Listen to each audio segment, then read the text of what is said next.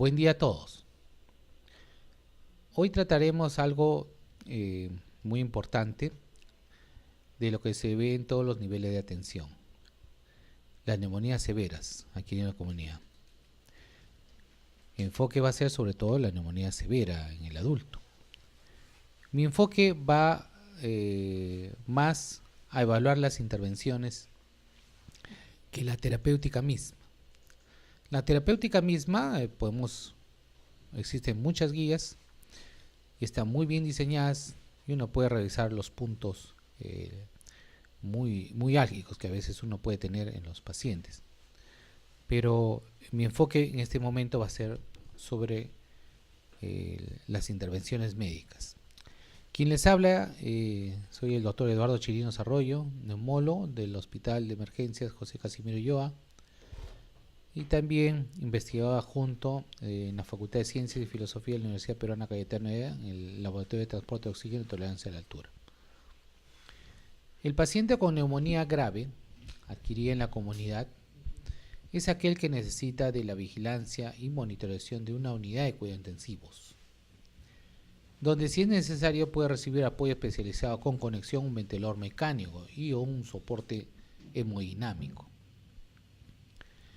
Los pacientes que requieren tratamiento en la UCI representan entre el 10 al 30% de los pacientes hospitalizados por neumonía. Eso en diversas series. Y los pacientes con NAC grave, la tasa de complicaciones, estadía en el hospital y mortalidad realmente son elevadas, variando sobre todo la mortalidad entre 21% y 54% según las distintas series. Recordemos que el sistema respiratorio, el marco conceptual, es que es una serie de eslabones, cuales todas ellas funcionan de manera coordinada para mantener una ventilación-perfusión adecuada. Lo importante es que estos eslabones, el sistema nervioso central, la médula espinal, las vías aéreas, el sistema neuromuscular, el pulmón y el cardiovascular, pueden ser de una u otra manera influenciadas por diversos grados de hipoxia. Y dependiendo del estado basal que tenga el paciente, va a generar diversos tipos de respuesta dependiendo de múltiples factores, los ambientales, enfermedades previas, ingesta de medicamentos y dependiendo también de la genética misma del paciente. Nosotros conocemos interacciones mecánicas entre corazón y pulmón. La neumonía no es un ente aislado solamente al ámbito infeccioso. Diversos órganos responden para que mantener, como hemos visto en la lámina anterior, el sistema de ventilación-perfusión. El sistema respiratorio, si el paciente tiene una enfermedad circulatoria previa y de acuerdo al tipo de estrés, llámese hipoxia, hipovolemia o sepsis, va a generar un tipo de respuesta ventilatoria, dependiendo de las reservas que tiene en ese momento el sujeto. Recordemos también que el paciente con enfermedad respiratoria puede tener una respuesta ventilatoria alterada, disminuida, frente al tipo de estrés al que está siendo sometido. Existen diversas manifestaciones clínicas, como todos sabemos, en la neumonía en pacientes institucionalizados, frente a los provenientes de la comunidad. Esta es una serie descriptiva donde ven los pacientes institucionalizados frente a los pacientes en la comunidad y vemos que los pacientes que están en hospitales, signos de neumonía con más frecuencia, el estado confusional, dolor abdominal y diarrea, es decir, síntomas gastrointestinales. Comparado contra un grupo, por ejemplo, en esta serie, de pacientes que vienen con una neumonía adquirida en la comunidad, cuya sintomatología tos, escalofríos, hiporexia, fiebre, son síntomas más frecuentes comparado a pacientes que están institucionalizados. Pero cuán temprano y agresivo el manejo de la neumonía adquirida en la comunidad severa puede llevar a reducir la mortalidad. Es decir, si mi intervención temprana puede influenciar o no en disminuir esta mortalidad. Se piensa que intensificando el impacto de las intervenciones terapéuticas de manejo entre las primeras 24 horas, es decir, las horas de oro, tanto en la emergencia como en la unidad de cuidados intensivos, pueden reducir la mortalidad. ¿Y cuáles son estas intervenciones? Primero, identificando tempranamente la severidad. Segundo, empleo temprano de los antibióticos adecuados, es una terapia antibiótica empírica racional. Y prever y tratar las complicaciones como el shock séptico y la insuficiencia respiratoria. Razones a favor y en contra del uso continuado de las pautas para estas neumonías que viven en la comunidad. Por ejemplo, han aparecido muchas guías clínicas, pero debemos estar nosotros conscientes que las guías clínicas no son instrumentos necesariamente infalibles, porque las guías clínicas están hechos bajo un modelo de trabajo donde yo selecciono la mayor cantidad de estudios, de ensayos clínicos, pero recuerde que los ensayos clínicos son en pacientes muy seleccionados. Ofrece un enfoque generalizado, organizado, define problemas de gestión relevantes, son sus ventajas, mejora el resultado clínico y la reducción de la mortalidad, señala áreas que necesitan investigación futura, pero cuando tenemos un paciente individual puede no ser fácil aplicar porque la guía clínica de neumonía puede que un paciente tenga intolerancia antibiótica o tenga antecedentes a otros organismos resistentes, tales que pueden ser no contemplados necesariamente en la guía.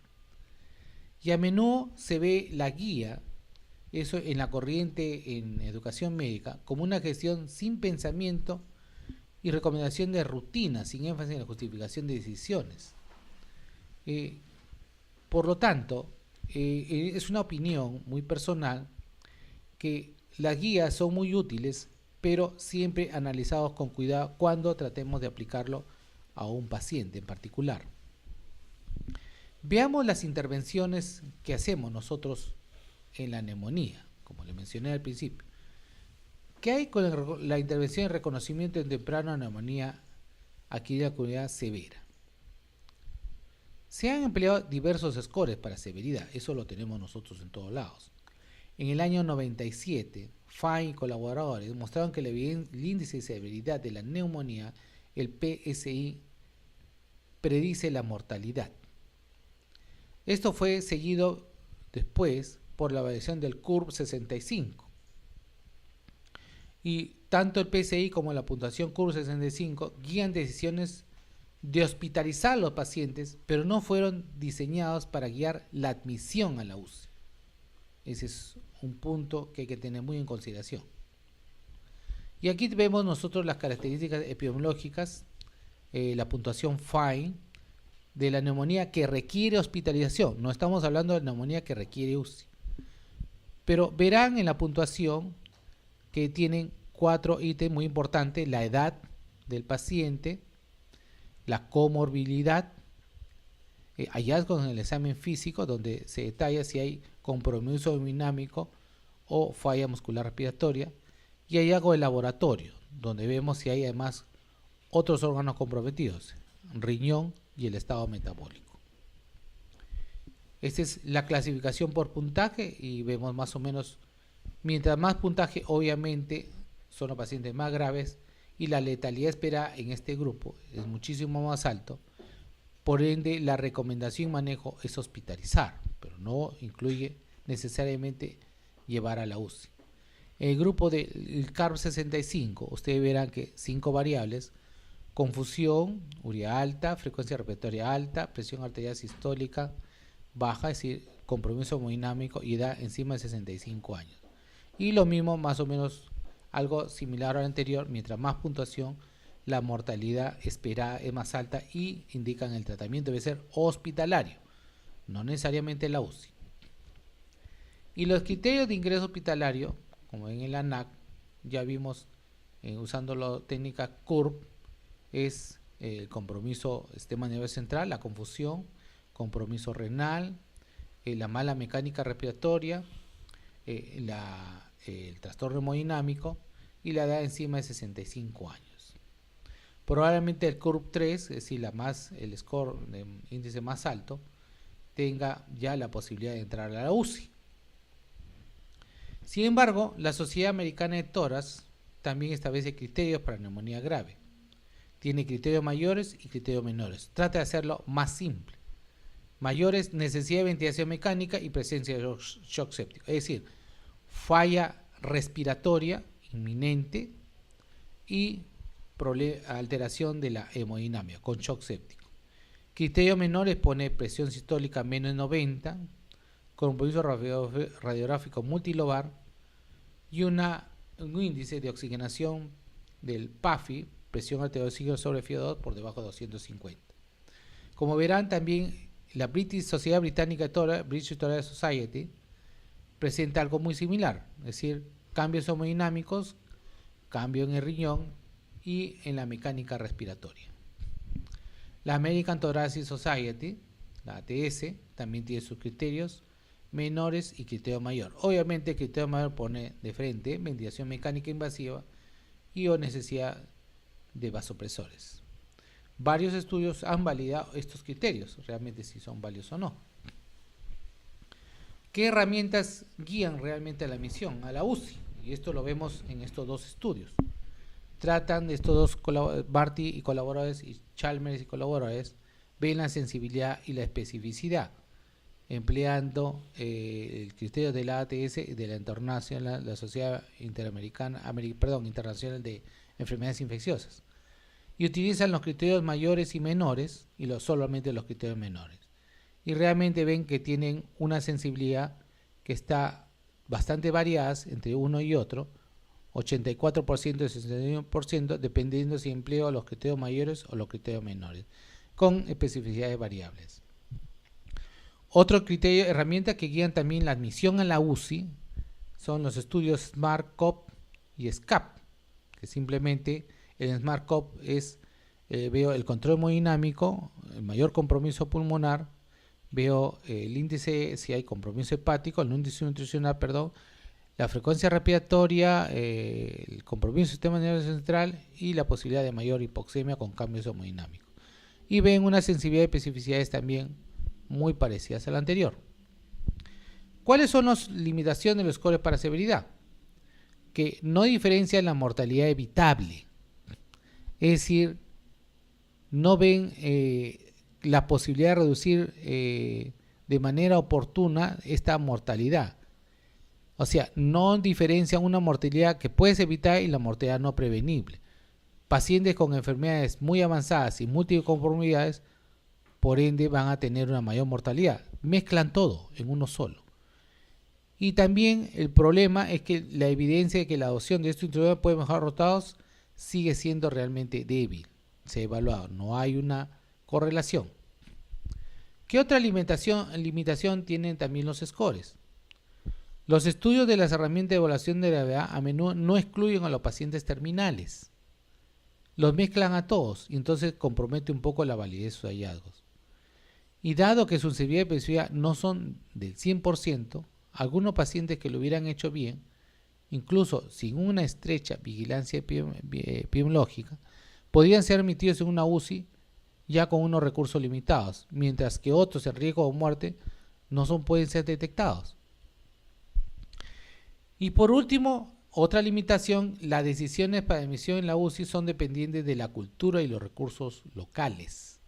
Algunos grupos han utilizado la necesidad de ventilación mecánica y agentes vasoactivos en lugar de admisión a la UCI, per se como puntos de referencia. Es decir, mucho depende, pues de pronto viene un paciente de edad muy avanzada y algunos consideren que ya no hay nada que hacer, no los meten a la UCI, no los meten a una unidad clínica, no los ingresan incluso en la epidemiología como una mortalidad necesariamente por esta patología. Queda por evaluar, por ende, estas herramientas específicamente para neumonía si se comparan criterios más genéricos para sepsis. Por ejemplo, la puntuación SOFA, que predice pobres resultados en presencia al menos dos de los siguientes criterios: la presión arterial sistólica, la frecuencia respiratoria o la alteración de estado mental. Veamos la intervención temprana con o sin ingreso en la unidad de cuidados intensivos. Varios estudios vinculan también el retraso en la admisión y ese es un problema que sí puede ser tocado, y lo vemos nosotros aquí en nuestro país, el retraso en la admisión en la UCI para NAC severa con aumento de mortalidad. Sin embargo, estos estudios que fueron publicados hace unos años no significan necesariamente que el ingreso rápido a la UCI resulte en una mejor supervivencia. Algunos pacientes pueden ser admitidos tarde a la UCI debido a su posterior deterioro, y no porque estén bien para empezar, sino digamos, se retrasa en el periodo por muchas razones, o por una razón muy sencilla, diciendo es un paciente en estado terminal. Otros pacientes son admitidos tardes a la UCI porque a veces se puede inadvertidamente subestimar la gravedad de la enfermedad en la unidad de emergencia. La admisión previa en una unidad de cuidado intensivo por sí sola es suficiente y debe ser siempre aparejada con medidas de manejo agresivo en la emergencia misma, ahí mismo, en la unidad de trauma shock, en la unidad de emergencia, en la sala de urgencia. Por ejemplo, administrando los líquidos y antibióticos desde la sala de emergencia para como quien desarrolla en las mismas unidades de triaje para ser transferidos más tarde a la UCI. A pesar de ello, sin embargo, el efecto adverso sobre la mortalidad de la admisión de pacientes de una unidad de emergencia a una sala general en lugar de ir directamente a una UCI persiste incluso cuando se da cuenta de deterioros tardíos mediante la adición de drogas, de provisión de radiográficas a un modelo de regresión logística. Por ejemplo, Lin y colaboradores ven los criterios menores de la ATS con la Sociedad Internacional de Enfermedades Infecciosas para NAC severa en emergencia. Entonces, ¿qué establecen ellos en estos estudios? Que si nosotros optamos por medida de reanimación temprana y adecuada antes de las 3 horas, por ejemplo, terapia antibiótica empírica racional, intubación rápida en insuficiencia respiratoria y reanimación de la hipotensión o choque con líquidos y vasopresores, vemos que la admisión inapropiada a la UCI la reducimos de 32% a 15%. Y la hospitalización a la UCI la reducimos de 53% a 39%. Y la tasa de mortalidad general la reducimos de 24% a 6%. Y aquí muestro en esta lámina diversos estudios que se han realizado al respecto, algunos donde contienen datos muy interesantes como los O-radio ajustados con sus intervalos de confianza, que son los que nos dan mayor información. El tratamiento antibiótico temprano. Los organismos causales comunes para la neumonía severa son Streptococcus pneumoniae, estafilococos, especie Legionella, bacilos gram negativos, hemófilo influenza y virus de la influenza A y B. La resistencia a múltiples fármacos es cada vez más preocupante en todo el mundo y nuestro país no es la excepción. Y las guías americanas y europeas también sugieren que cuando se sospeche una infección, por ejemplo, por pseudomonas, el beta-lactámico utilizado para tener efectos que nosotros empleemos debe tener efectos antipseudomonales. El otro punto importante que se observa es que la adhesión a las directrices para antibióticos, para el uso empírico y racional de antibióticos, se asocia también con una mejor supervivencia. Y aquí vemos que en el New England, por ejemplo, en esta tabla, las causas de enfermedad infecciosa y neumonía consistente con neumonía pone los agentes menos comunes, los agentes infecciosos más comunes y los poco comunes. Sin embargo, en nuestro medio nosotros no debemos olvidar al Mycobacterium tuberculoso en todos nuestros pacientes, dado la alta incidencia que tenemos del mismo. Estas son las características epidemiológicas de neumonías que requieren hospitalización, y más o menos tenemos algunos factores que nos ayudan a predecir qué germen pueden estar más implicados de acuerdo al factor de riesgo que presenta para cada uno de ellos. Aquí tenemos en esta otra lámina la tasa de incidencia anual estimadas para la hospitalización por neumonía adquirida en COVID de acuerdo a los años de estudios, el lugar de estudio, el grupo etario y los patógenos detectados, con sus respectivos intervalos de confianza. El tratamiento empírico para la neumonía contempla, tanto para el paciente ambulatorio como para el paciente que ingresa al hospital, una serie de esquemas que realmente deben ser desarrollados de acuerdo a los factores de riesgo que nos pueden predecir cuál es el germen más probable hasta que tengamos un resultado de algún cultivo, esputo o cultivo en sangre o otro cultivo de otra forma, de tal manera que nosotros o la serología, que nosotros podamos predecir cuál es el germen muy probablemente implicado. La administración temprana de antibióticos para neumonía dentro de las 4 a 8 horas, es decir, el tiempo de oro de llegar al hospital, se asocia con una reducción relativa en la mortalidad que va entre 5 al 43%, incluso en pacientes que no llegaron a la unidad de cuidados intensivos. Cada hora de retraso en la administración de antibióticos puede disminuir la supervivencia en un 8% quienes tienen shock séptico, aunque otros no encuentran esta asociación, dependiendo de las series. Veamos el soporte hemodinámico temprano. La neumonía es la causa más común de sepsis, si lo hemos visto, y a menudo se presenta con shock séptico. En un estudio multicéntrico español, por ejemplo, un tercio de hospitalizaciones por neumonía se complicaron con sepsis. El tercer consenso internacional de definiciones para sepsis y shock séptico indican que los pacientes con shock séptico pueden identificarse clínicamente por requerimiento vasopresor para mantener una presión arterial media encima de 65 y un nivel de lactato sérico mayor de 2, después de una resucitación adecuada con fluidos. En el año 2001, River y colaboradores mostraron que un protocolo para obtención hemodinámica conocido como el Early Goal Directed Therapy, EGDT, las iniciales, y ¿qué establece este protocolo? Incluye medidas. Por ejemplo, medida de lactato, reanimación con líquidos, es intervención rápida y temprana para la presión venosa central, uso de agentes vasoactivos para mantener la presión arterial media y la transfusión de glóbulos rojos y o inotrópicos según la saturación venosa central de oxígeno. Entonces, ellos notan que la neumonía en este grupo en el cual se utilizó este esquema, este protocolo, representó el 39% de los pacientes inscritos. La aplicación de este protocolo, es decir, de una intervención rápida y temprana hemodinámicamente, disminuyó la mortalidad hospitalaria en sepsis y shock séptico de 46.5 a 30.5%. ¿Qué hay del soporte respiratorio temprano? La insuficiencia respiratoria aguda con frecuencia complica la NAC severa y el impacto combinado de la insuficiencia respiratoria aguda y sepsis en la mortalidad es exponencial. Si nosotros tenemos un retraso en la evaluación de la oxigenación, más allá de 3 horas desde el momento del triaje al ingreso hospitalario, se asocia independientemente con el aumento de la mortalidad.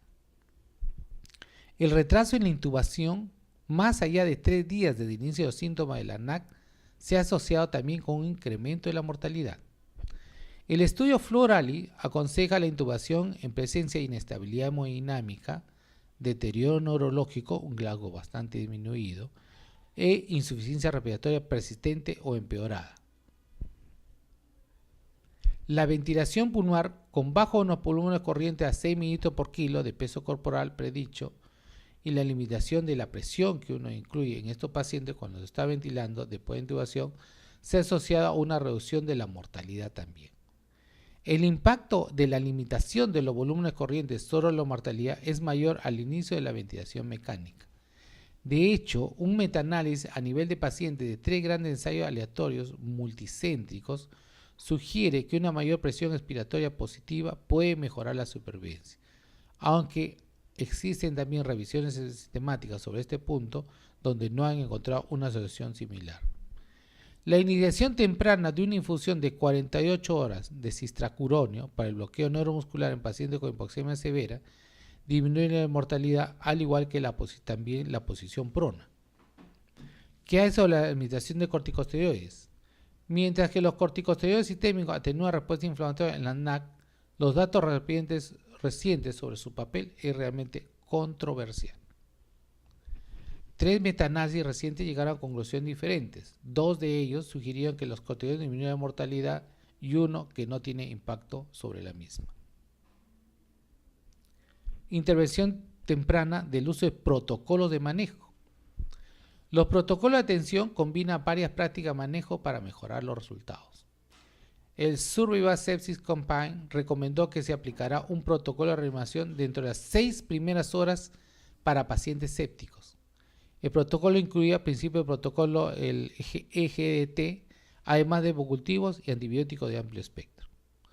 El Survival Sepsis Campaign mostró que el cumplimiento de la directriz, fíjese, de los protocolos, todos el mismo esquema de trabajo, estaba asociado con una disminución de mortalidad del 44 al 29%.